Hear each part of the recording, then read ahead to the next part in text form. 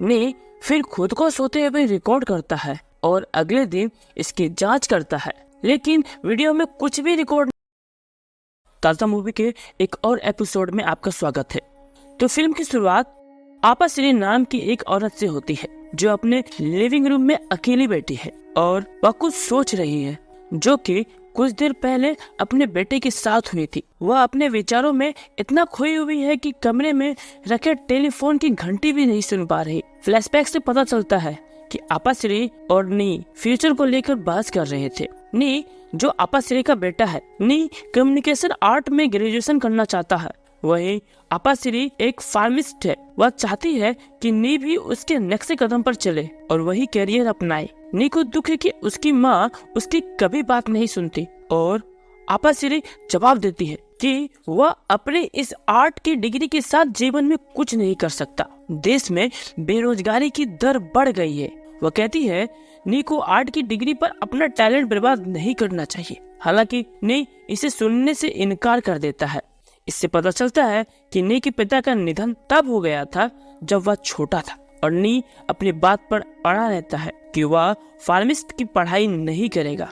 उसने कहा कि आपाश्री खुद अपने करियर से खुश नहीं है, फिर भी वह उसे वही गलतियां करने के लिए मजबूर कर रही है। फिल्म फिर वर्तमान में वापस आ जाती है और आपाश्री फाइनली फोन उठाती है। दूसरी तरफ फोन पर नी होता है और आपाश्री उससे पूछती है कि उसने अपना फोन बंद क्यों कर दिया और वह उसके लिए कितनी परेशान थी। हालांकि नी उसे बताता है वह शायद उसे फिर कभी नहीं देख पाएगी। ऐसा पता चलता है कि वह एक बिल्डिंग की छत पर खड़ा है और लगता है कि वह सुसाइड करना चाहता है। आपाश्री पूछती है कि वह किस बारे में बात कर रहा है और उसे घर लौटने को कहती है और फाइनली उसे एहसास होता है कि वह कुछ बेवकूफी करने वाला है। वह रोने लगती है और कहती है कि वह सब कुछ करने देगी जो वह करना चाहता है और उससे घर लौटने के लिए रिक्वेस्ट करती है। हालांकि नी ने उसे बताया कि वह बाद में घर लौट आएगा, लेकिन नी अपने दोस्त डीयू के हॉस्टल के रूम में अपने सभी दोस्तों के साथ माँ को डरा रहा था। फिर अचानक लैंडलाइन पर कोई नंबर डायल करता है और लोगों के साथ प्रैंक करता है और ये भी कंफर्म कर लेता है कि उसकी कॉलर आईडी किसी को दिखाई ना दे। कॉल करते करते वह एक बूढ़ी महिला को कॉल करता है। वह पूछती है कि वह अपने पोते बेन से बात कर रही है और वह घर वापस कब आ रहा है। नी उसके साथ प्रैंक करता है और कहता है कि वह अब घर नहीं लौटेगा। तो बूढ़ी औरत अचानक चुप हो जाती है और लड़कों में से एक मजाक करता है कि शायद उसे दिल का दौरा पड़ गया हो। फिर नी की माँ का फोन आता है, लेकिन वह नहीं उठाता। नी के दोस्त उसे वापस फोन करने की सलाह देते हैं, लेकिन नी को लगता है कि उसकी माँ को इस तरह से प्रताड़ित होने का हकदार है। और फिर नी फाइनली अपने दोस्त डीयू के घर पर रात बिताने का फैसला किया। बाद में उसी रात नी को उसकी माँ का डीयू के लैंडलाइन फोन पर कॉल आया। ओपीश्री ने उससे पूछा कि क्या वह ठीक है, लेकिन नी को आश्चर्य नहीं हुआ कि उसकी माँ के पास डीयू का लैंडलाइन नंबर है। आश्चर्य की बात है कि ओपीश्री को ने इस नंबर से कॉल नहीं किया था। वह उसे घर वापस आने के लिए कहती है और दावा करती है कि वह फोन पर रो रहा था, लेकिन नी ने उसे फोन करने से इनकार कर दिया क्योंकि वह अभी उठा ही था। लेकिन ओपीश्री ने जोर देकर कहा कि उसने कुछ देर पहले उससे बात की थी। हैरान होकर उसने फोन काट दिया। उसके दोस्त ने ऐसा कुछ भी करने से इनकार कर दिया। नी अभी भी इस बात पर अड़ा हुआ था कि उसकी माँ को डीयू का लैंडलाइन नंबर कैसे मिला।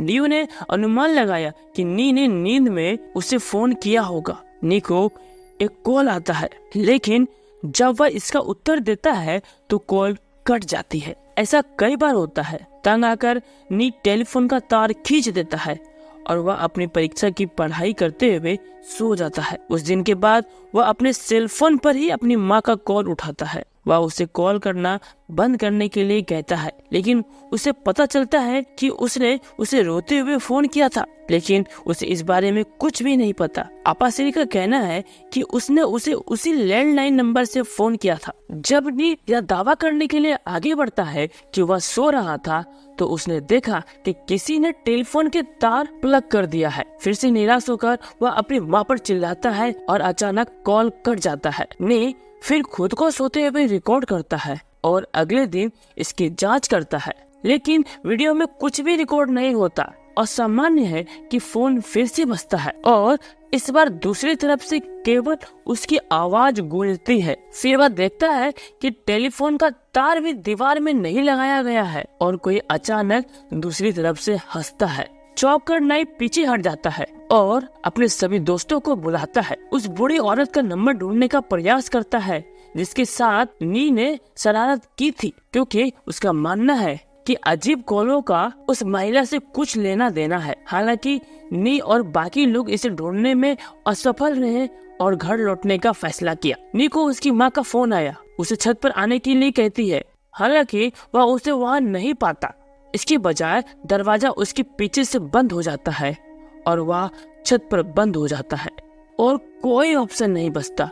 वह छत से नीचे बालकोनी में कूदने का फैसला करता है और जैसे ही वह आगे बढ़ता है ऐसा करने के लिए नी की माँ दरवाजा खोलती है और नी को रेलिंग पे चढ़ते हुए पकड़ लेती है। नी को उतारती है, नी उतरता है और उसे छत पर बंद करने के लिए चिल्लाता है, लेकिन वह दावा करती है कि वह अभी अभी घर आई है और उसने उसे फोन नहीं किया। नी उसे अपना कॉल लॉग दिखाने के लिए नीचे की ओर दौड़ता है, लेकिन नी को आश्चर्य हुआ कि उसके पास उसका कोई भी फोन रिकॉर्ड नहीं है। आपा सिरी उसे अपना नौटंकी बंद करने के लिए कहती है। उसने उसे थप्पड़ मारा और वह याद करते हुए रोने लगी कि कैसे वह पिछले 48 घंटों से सो नहीं पाई थी। शर्मिंदा होकर नी अपने कमरे में जाता है और सिर झुकाकर अपनी परीक्षा के लिए पढ़ाई करता है। फिर आगे कहानी चलती है। नी के कमरे का दरवाजा अपने आप खुल जाता है और टेबल फैन भी अपने आप चालू हो जाता है। उसे अपनी माँ का फोन भी आता है, लेकिन लाइन की दूसरी छोर पर कोई नहीं बोलता।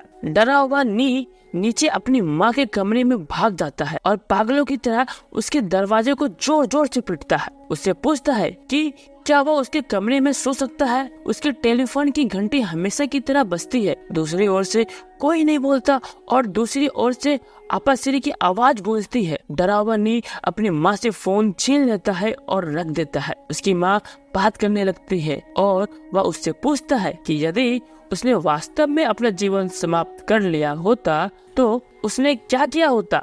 उसने उसे याद दिलाया कि उसने जो कुछ भी किया वह अपने भले के लिए किया। अचानक किसी ने शौचालय में फ्लश चला दिया। आपा सिरी तेजी से घूमती है और देखती है कि नी उसके साथ बिस्तर पर नहीं है। इस दौरान नी वॉशरूम से बाहर आता है और दोनों देखते हैं कि आवाज टेलीफोन से आ रही है। नी घबराकर फोन उठाता है और पूछता है कि वह उससे क्या चाहता है।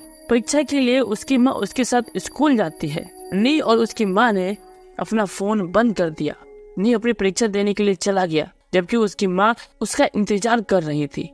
नी जल्द ही अपनी परीक्षा समाप्त करके पार्किंग की ओर भागता है, जहाँ उसे अपनी माँ की कार दिखाई देती है।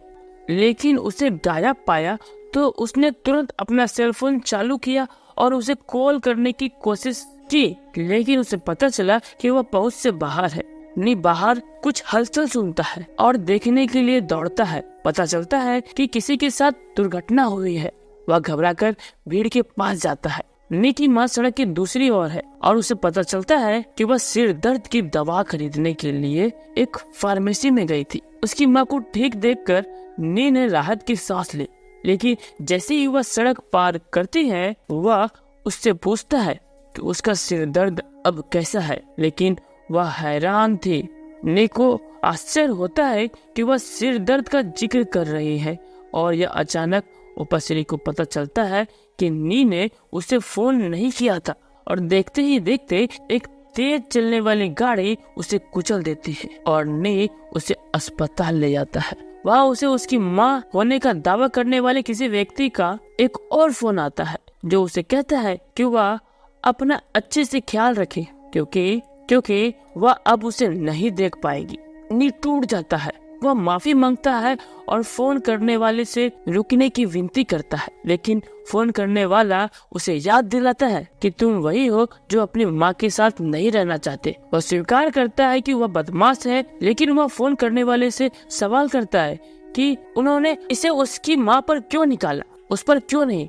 फोन करने वाले ने उससे कहा कि अगली बार फोन काटने से पहले अपना मुंह देख लेना। नी अपना फोन तोड़ देता है और चिल्लाना शुरू कर देता है। डॉक्टर और नर्स उसकी तरफ दौड़ते हैं और उसे बताते हैं कि उसकी माँ खतरे से बाहर है और उसे शांत करते हैं। 2 दिन बीत जाते हैं और आखिरकार नी की माँ को होश आ जाता है। जब उसे पता चलता है कि नी ने उसके साथ रहने के लिए अपनी परीक्षा छोड़ दी, तो वह उसके फैसले पर सवाल उठाती है। नी उसे याद दिलाता है कि उसने उसके काम में कोई भी हस्तक्षेप न करने का वादा किया था। वह उसे बताता है कि अगर वह अपनी परीक्षा देता तो भी वह ध्यान केंद्रित नहीं कर पाता। फिर उसे डीयू का फोन आता है जो बताता है उसे अपना टेलीफोन बिल मिल गया और वह उसे बूढ़ी औरत का नंबर भेजता है।